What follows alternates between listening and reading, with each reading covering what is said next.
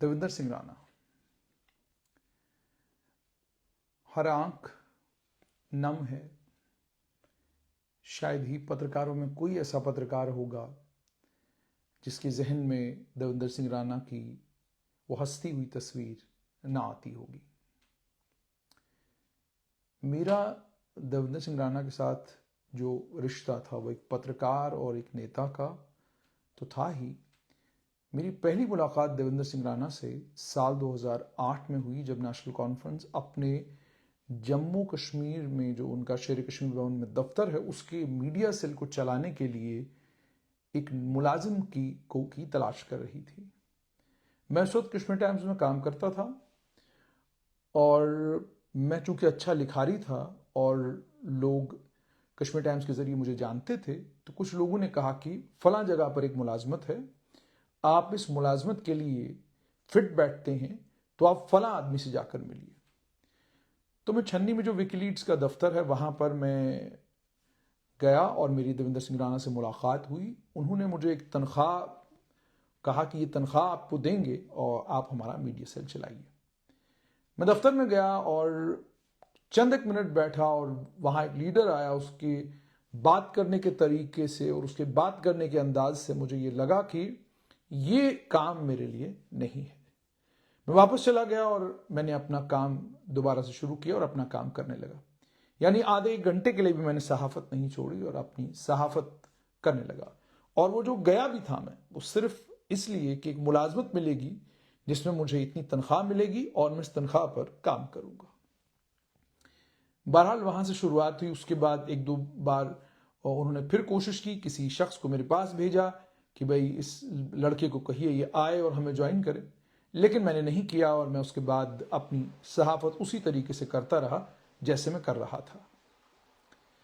उसके बाद देवेंद्र सिंह राणा के साथ 2009 से लेकर 2014 तक उसमें बेशतर वक्त वो जम्मू कश्मीर हुकूमत के एडवाइजर रहे और उस एडवाइजर के तौर पर मेरी उनके दफ्तर में कभी उनसे मुलाकात नहीं हुई, क्योंकि सिविल सेक्रेटरीट में बहुत कम जाता था। तो इस सिलसिले में कभी उनसे कोई मुलाकात नहीं हुई। फोन पर जरूर उनसे बातचीत होती थी। जब मुझे कभी कोई खबर या कभी कोई डिटेल चाहिए होता था तो मैं उनको जरूर फोन करता था। मगर चूंकि मैं एक सहाफत में नया नया था और बड़े बड़े दिग्गज और धुरंधर दाएं बाएं मौजूद थे, उनके चलते कभी कभी राणा साहब फोन उठाते तो बेशतर वक्त वो फोन नहीं उठाते थे। उसके बाद उनके साथ रिश्ता आगे बढ़ा तो कश्मीर के एक बड़े अखबार में मुझे नौकरी मिलने वाली थी और उस अखबार के एडिटर ने कहा कि हजरत आप एक काम करें, आप एक महीने के लिए बिल्कुल सारा कामकाज छोड़ दें, एक महीने के बाद फलां जगह आप जो है आपको नौकरी मिल जाएगी। बहरहाल वो नौकरी बाद में एक महीने बाद नहीं मिली, वो भी एक कहानी है। लेकिन उसके बाद 2009 और 2014 के बीच में जब वो जम्मू कश्मीर नेशनल कॉन्फ्रेंस के जम्मू संभाग के अध्यक्ष बने, उसके तौर पर उनके साथ उनके दफ्तर में कभी कभी मुलाकात होती, लेकिन चूंकि बरसर इख्तिदार थे इसलिए बहुत कम उनसे मुलाकात हुई, बहुत कम उनसे बातचीत हुई। साल 2014 के बाद अपोजिशन में आए, अपोजिशन के एमएलए बनने के बाद भी कोई ज्यादा मुलाकात नहीं, कोई ज्यादा बातचीत नहीं।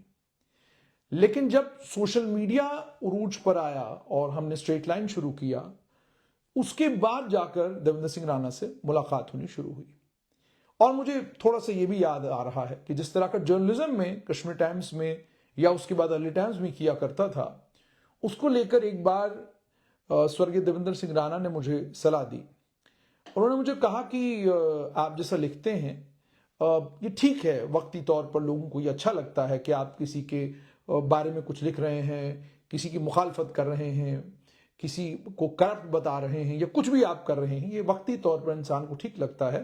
लेकिन जैसे जैसे वक्त आगे चला जाता है इसकी अफादियत और इसकी अहमियत कम होती जाती है और वो सहाफ़ी जो सहाफ़ी इसी तरीके से दीवानावार लोगों को, दीवानावार हुकूमत की कमियों और कमजोरियों को सामने लाते रहते हैं, उन सहाफ़ियों को आहिस्ता आहिस्ता वक्त इग्नोर करना शुरू करता है। फिर एक जमाना आता है जब उनको एक डिप्टी कमिश्नर के दफ्तर के बाहर बड़े सारे लोग मिलते हैं जो डिप्टी कमिश्नर के दफ्तर के बाहर जो है अष्टाम फरोशी का काम किया करते हैं। तो ये सलाह उनसे उस वक्त मिली और ये सलाह जब मिली तो उस वक्त भी मुझे लगा कि मैंने आज जैसे आपको कहा कि उनकी सबसे खूबसूरत बात ये थी, जब वो बात करते थे बड़ी बेबाकी के साथ बात करते थे और बड़ा अपनापन और मोहब्बत के साथ बात करते थे। उसके बाद थोड़ा सा मामला आगे बढ़ा। जब थोड़ा सा मामला आगे बढ़ा तो स्ट्रेट लाइन मजबूत हुआ। तो उसके बाद स्वर्गीय देवेंद्र सिंह राणा से मुलाकात होने लगी। जब बहुत बार मुलाकात हुई तो उन मुलाकातों में एक रिश्ता उनके साथ बना, जिसमें मैंने दो चीजें उनके अंदर बहुत खूबसूरत देखी। एक ये कि वो आपको बहुत इज्जत देते थे, आप उनके पास बैठते तो वो तफसीलन आपकी बात सुनते थे और उसके बाद तफसीलन अपनी बात आपको सुनाते थे। मैं जब भी जाता, दाएं बाएं जो भी बैठा होता था, वो जरूर ये बात करते थे कि जुनैद हाशमी तुम एक बड़े काबिल और लायक, ये उनके अल्फाज थे, तुम एक बड़े काबिल और लायक सहाफ़ी हो, खुद को ज़ाया मत करना, ये बात उनकी होती थी। तो उसके बाद दूसरी बड़ी चीज़ मैंने उनके अंदर ये देखी कि प्रॉम्प्टनेस, कि कभी भी अगर आप उनको कॉल करते, टेलीफोन करते तो फौरन उनका जवाब आ जाता था। फिर 18 अप्रैल 2020 मेरे अब्बा जी की वफ़ात हुई और उस वक्त मैंने देवेंद्र सिंह राणा को फ़ोन किया और मुझे अच्छे से याद है कि मैंने उनको कहा कि मेरे अब्बा की वफ़ात हुई है, वो इस वक्त पंचकुला हरियाणा में हैं, वहाँ से हमने उनका जस्द खाकी जो है उसे जम्मू लाना है और उन्हें डोडा में दफन करना है। तो उसके लिए गुजारिश है कि अगर आप कोई मदद कर सके। तो उन्होंने कहा जो भी मदद मुमकिन मुझसे हो पाएगी वो मैं करूँगा और इस मुश्किल की घड़ी में, इस परेशानी की घड़ी में मैं आपके साथ खड़ा हूँ।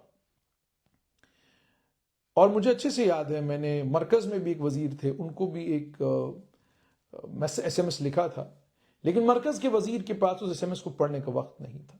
हस्ब मामूल जब आप बरसर इक़्तिदार आते हैं तो आपके पास ना तो ख़त पढ़ने का वक्त होता है, ना मैसेज पढ़ने का वक्त होता है, ना ही आपके पास व्हाट्सएप पढ़ने का वक्त होता है।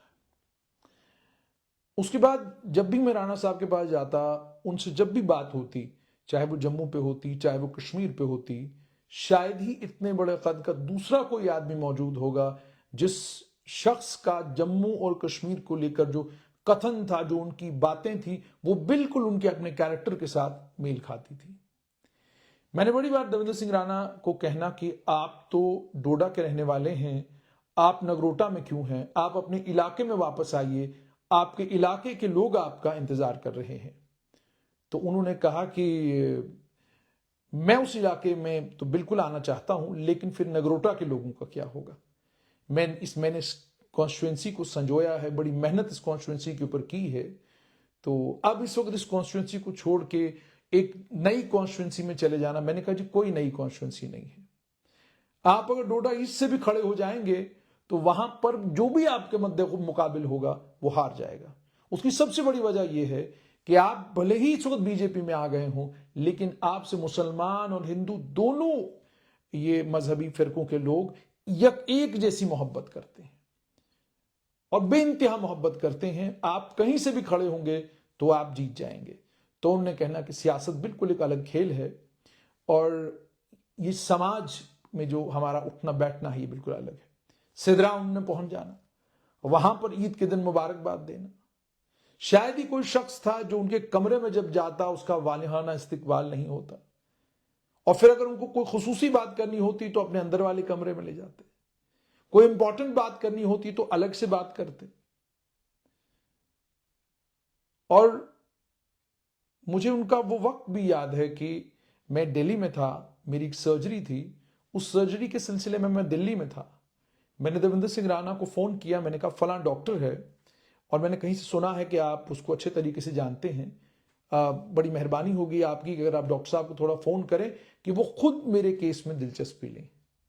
आप यकीन नहीं मानेंगे कि जब मैं गया और जिस अंदाज से उसके बाद डॉक्टर ने मुझे बुलाया और जितना ख्याल उसने रखा, वो साफ तौर पर अपने आप में बताता था कि किस अंदाज में देवेंद्र सिंह राणा ने उनके साथ बात की होगी।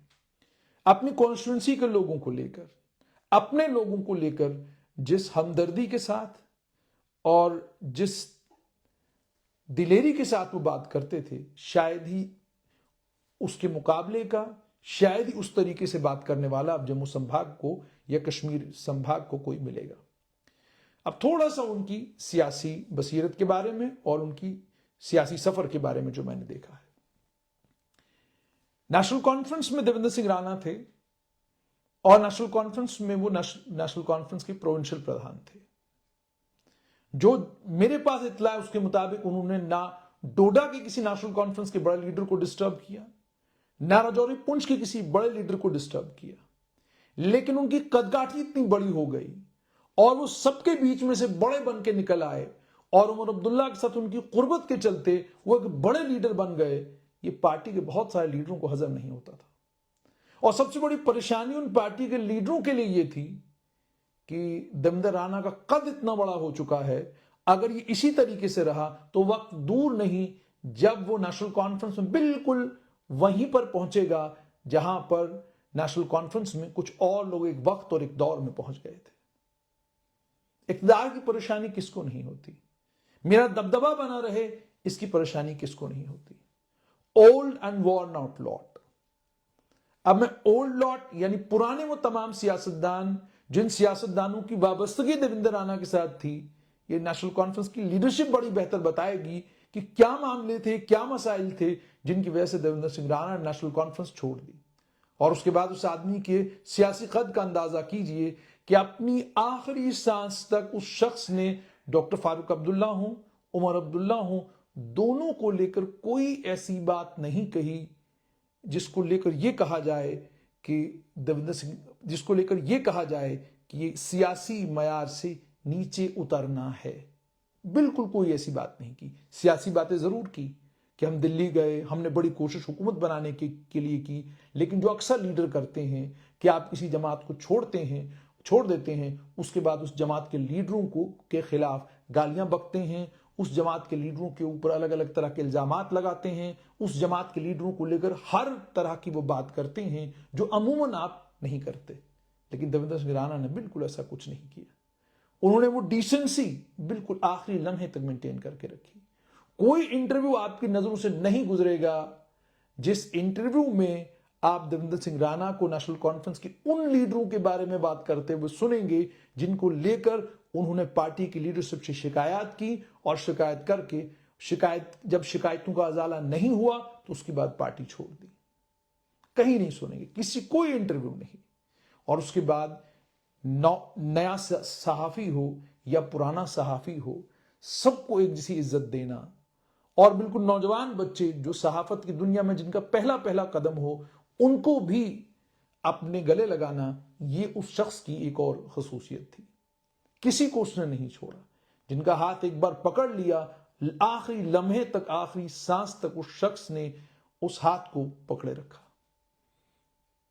और मुझे ये भी उनका याद आता है कि एक बार जब मैं उनका इंटरव्यू लेने के लिए गया और मैं बैठा और मैंने कहा कि मैंने आपसे कुछ सवाल जवाब करने हैं, तो उन्होंने जवाब में मुझे कहा कि सवाल जवाब तो जरूर आप करें, लेकिन मेरी आपको एक नसीहत है कि सहाफत में जब आप सहाफी के तौर पे काम कर रहे हो, इस बात का कतन ख्याल मत कीजिए कि लोग आपके बारे में क्या कहते हैं। मैं सियासतदान हूं, अगर मैं इस बात की फिक्र करना शुरू कर दूं कि लोगों के जहनों में मेरी इमेज क्या है, तो उसके बाद मैं सियासतदान नहीं रहूंगा। मैंने पार्टी जरूर बदली है, लेकिन अपनी सोच, अपना ख्याल, अपनी बोली बिल्कुल नहीं बदली है। मैं वहीं खड़ा हूं जहां मैं आज से 20 साल पहले खड़ा था, 30 साल पहले खड़ा था। न मेरे तबीयत में कोई फर्क आया है, न मेरे अंदाज में कोई फर्क आया है। बहुत सारे सियासतदान हैं, कोई नफरत की खेती करता है तो उसके बाद नफरत की खेती को काटने में उसको बहुत मजा आता है।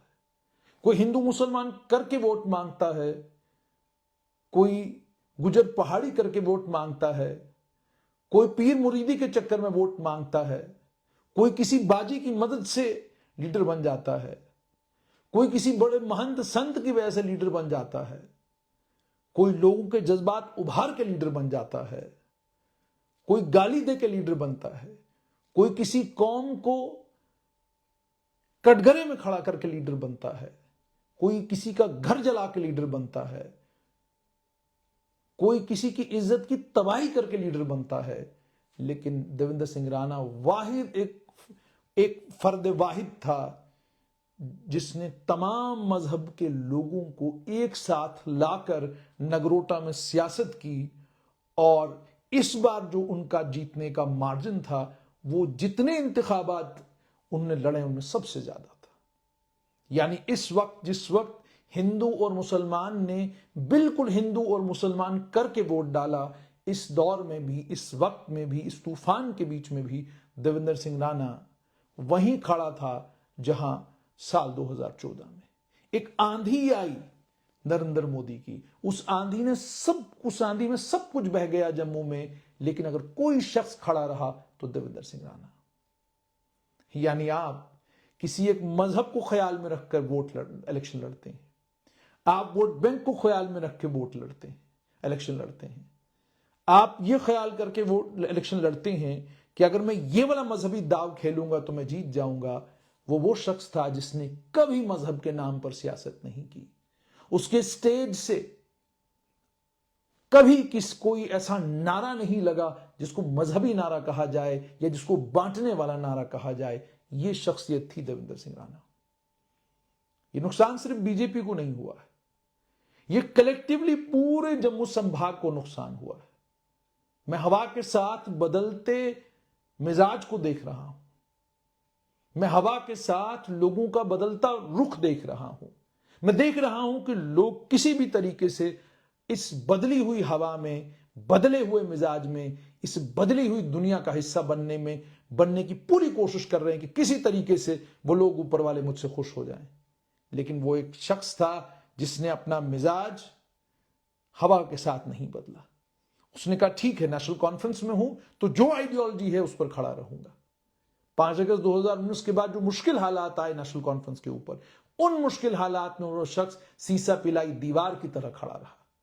आज लीडरशिप के उन लीडरान को, जिनकी वजह से नेशनल कॉन्फ्रेंस की इस कद्दावर लीडर को पार्टी छोड़नी पड़ी, ऐलान कहीं ना कहीं, कभी ना कभी तो कहना होगा कि क्या हुआ था उन बंद कमरों में, कौन सी वो बातें थी जिनके चलते इतनी बड़ी शख्सियत को पार्टी छोड़नी पड़ी और बीजेपी में आए।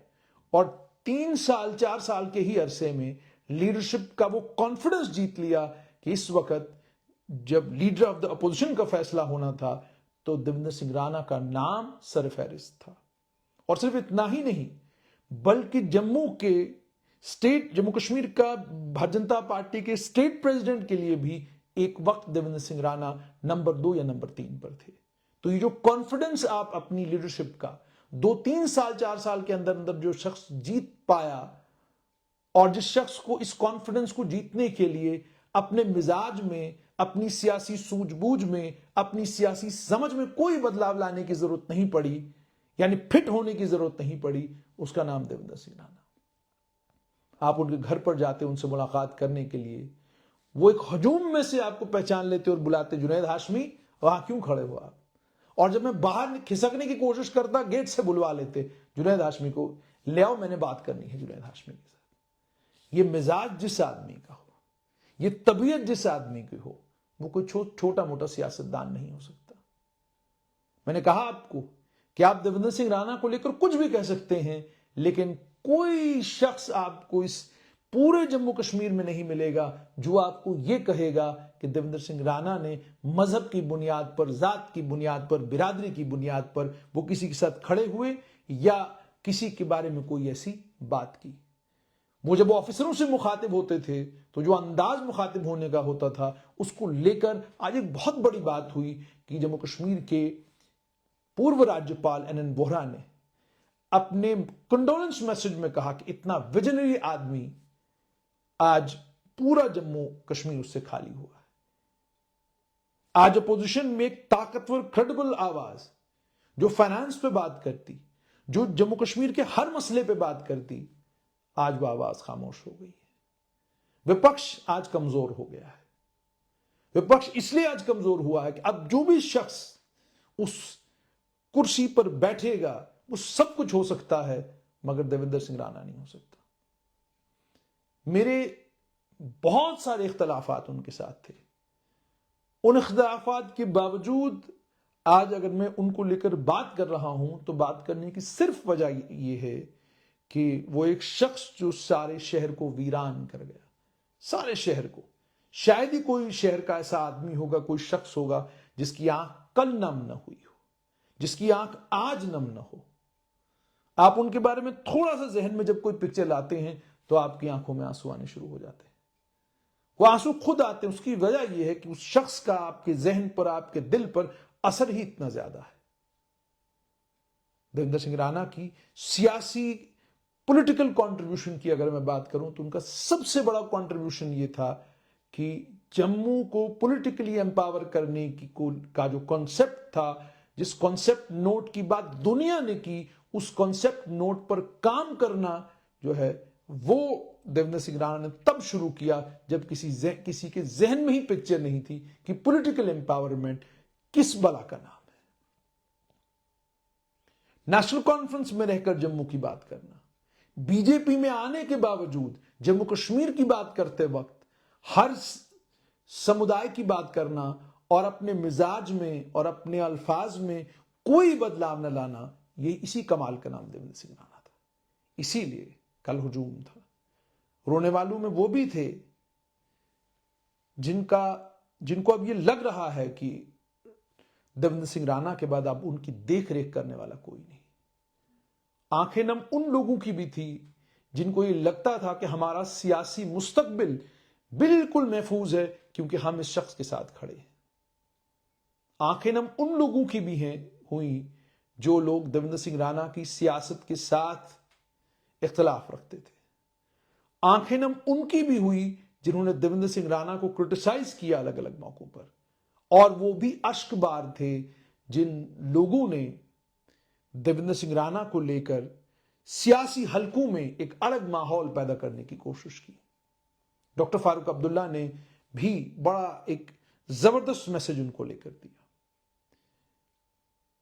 उमर अब्दुल्ला ने फोटो ट्वीट करके ये बता दिया कि कौन थे देवेंद्र राणा उनके लिए। उसके बाद वो उन लोगों के साथ शामिल हुए जिन लोगों ने देवेंद्र सिंह राणा को आखिरी अलविदा कहा। बहुत बड़ा नुकसान जम्मू कश्मीर के लिए, और इस इतनी बड़ी शख्सियत के जाने के बाद जम्मू कश्मीर का आने वाला मुस्तकबिल अल्लाह करे कि रोशन हो, और इस रोशन मुस्तकबिल में हर वक्त जम्मू रीजन को देवेंद्र सिंह राणा की कमी खलेगी। और उससे बड़ा नुकसान जो है वो जिला डोडा के लोगों का हुआ है कि इस शख्स को अल्लाह ताला ने जहां पहुंचाया था, इसके बाद उम्मीद ये थी कि शायद वो दौर, वो वक्त कभी तो आएगा जब इस शख्स को वो कुर्सी मिलेगी जिस कुर्सी का ये हकदार था। और उस कुर्सी के मिलने के बाद जिला डोडा का, पूरे जिला डोडा का, रामबन का, किश्तवाड़ का, इन तीनों जिलों का जबरदस्त भला होता, और इसके साथ साथ में जम्मू कश्मीर के बाकी 17 जिलों का भी मुकद्दर चमकता। ये उम्मीद और ये तवक्का थी। लेकिन अल्लाह रब्बुल इज्जत के फैसले बिल्कुल समझ से परे, समझ ना आने वाले। ये अल्लाह बेहतर जानता है कि जिस शख्स की इस दौर में, इस वक्त में बेइंतहा जरूरत थी, अल्लाह ने उसको अपने पास क्यों बुला लिया। हम उस दौर, उस वक्त से गुजर रहे हैं जब सांस लेने में भी थोड़ी सी घुटन है। और वो किसी ने बड़ा खूबसूरत शेर कहा, अभी तो इतनी घुटन बढ़ेगी कि सांस लेना मुहाल होगा। तो ये इस घुटन के माहौल में एक शख्स था जो रोशनी की किरण की तरह नजर आता था।